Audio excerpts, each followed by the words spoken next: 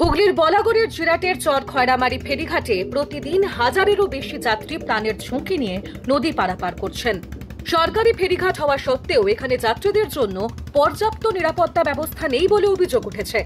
প্রাণের ঝুঁকি রয়েছে জেনেও স্থানীয় বাসিন্দা ও নিত্যযাত্রীরা ঝুঁকিপূর্ণ যাতায়াত করতে বাধ্য। এর দরকার আমরা অল্প অল্প লোক নিয়ে পার করি, এইভাবে আমরা যাতায়াত করি। এ তো ভেঙেও যাচ্ছে, তো গঙ্গার পাড় তো ভেঙে যাচ্ছে, তো আমরা বাঁধনের ব্যবস্থা নাকি করবে, এই করছে এইভাবেই চলছে। কিন্তু এই বস্তা দিয়ে করেছে, আবার ভেঙে যাচ্ছে। এই যে আপনাদের এই যে ব্রিজটা যেটা করেছেন কাঠ দিয়ে বাঁশ দিয়ে, এটা তো যখন তখন তো একটা বড় গাড়ি ফাড়ি ভেঙে যেতে পারে। আমরা তো বলি তো যেটি করতে, আমাদের তো যেটির কোনো স্যাংশন আমাদের দিচ্ছে না। যেরকম গৌরনগর ঘাটে হচ্ছে, বলাগড় হচ্ছে, আমাদের ঘাটে কোনো অ্যালাউ নিচ্ছে না। কারা করে এটা?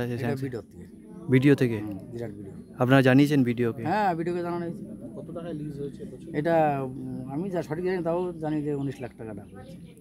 তারপরে এই ব্রিজ কোনো ইয়ে হচ্ছে না। ওই তো পাশের ব্রিজটা দেখানো, যে ওখানটা ভেঙে গেছে, ওটা এই তো 3 বছর হয়ে গেল।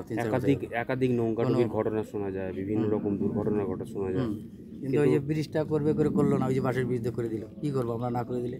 আমরা অনেকবার প্রবলেম জানানো গেছে। যাত্রীদের অভিযোগ, এই ঘাটে কোনো পাকা জেটি নেই, ফলে বড় ভেসেল চলাচল করতে পারে না। নদী পারাপারের একমাত্র উপায় ছোট নৌকা, তার উপরে এই ফেরিঘাটে লাইফ জ্যাকেটেরও কোনো ব্যবস্থা নেই। ছোট নৌকাতে করেই সাইকেল, বাইক এবং মানুষ একসঙ্গে নদী পারাপার করতে বাধ্য হন। এই পরিস্থিতিতে যে কোনো মুহূর্তে বড় দুর্ঘটনা ঘটার আশঙ্কা করছেন স্থানীয় বাসিন্দারা। কারণ লাইফ জ্যাকেট জরুরি, এটা হয়তো আমাদের মাথায় ছিল না, জানতাম না যে ওখানে লাইফ জ্যাকেট চলে না। কেউ আগে অভিযোগ জানায়নি, আপনারা অভিযোগ জানালেন, আমি এটা খতিয়ে দেখবো।